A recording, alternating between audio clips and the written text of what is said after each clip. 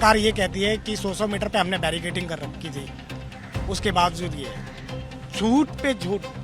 सहानुभूति नहीं चाहिए, दिखावा नहीं चाहिए।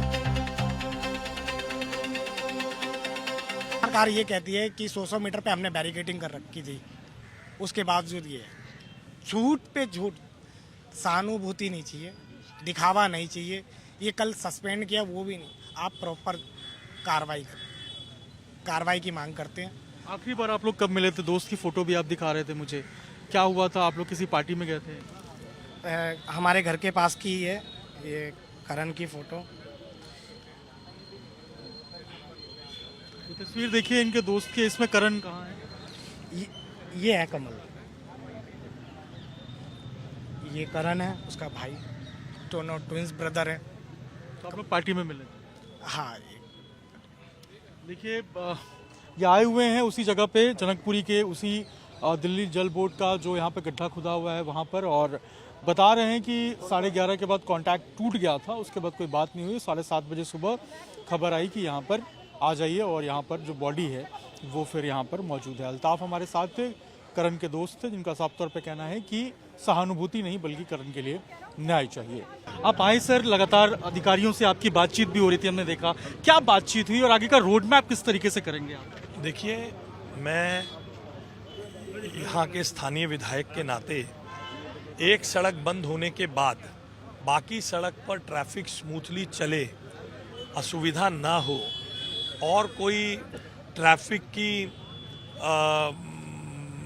असुविधा के कारण कुछ और दिक्कतें ना हो, इसके लिए मैंने आज यहाँ सभी विभाग, जल board, PWD, MCD, Delhi police, Delhi traffic police, इन सब अधिकारियों को यहाँ बुलाकर उनके बड़े अधिकारियों को इसके संदर्भ में बताया है। सिंगल कैरेज वे को 2 तरफ से चलाने का हमारा प्रयास है और दुखद घटना घटी है। हम सबकी ये जिम्मेदारी बनती है कि आइंदा से आगे हम और कॉशियसली काम करें। हम उसके लिए थोड़ा जो घटना हुई है सर, आपको जवाबदेही आपको लगता है तय करनी होगी उन लोगों की, उन अधिकारियों की जिनके कारण ये ऐसी घटना हुई? सबसे पहले तो सरकार के नाते दिल्ली के किसी नागरिक को कोई भी असुविधा हो, उसका कुछ नुकसान हो, हम अपने को भी जिम्मेदार मानते हैं। मगर जिन अधिकारियों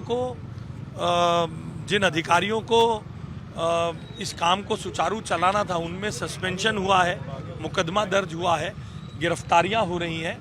मैं आपको विश्वास दिलाता हूं कि किसी भी तरीके से, किसी भी तरह से हम किसी भी तरीके से लोगों को असुविधा नहीं होने देंगे। ऐसा हमारा भरसक प्रयत्न है और बहुत विनम्र भाव से, बहुत ही गंभीरता से हम इस घटना को देख रहे हैं और इसका निराकरण करेंगे। आखिरी सवाल है सर, हमने देखा जब आप यात्रा में थे, अभी मिल रहे थे लोगों से, तब कुछ गड्ढे भी थे, अभी भी इस वक्त मौजूद कुछ गड्ढे थे, उसको लेकर भी क्या बातचीत हुई है? देखिए, ये मैं यहाँ पर 1973 से इस कॉलोनी में रहता हूँ। ये 50 साल से ज़्यादा हो गया इस लाइन को बने हुए।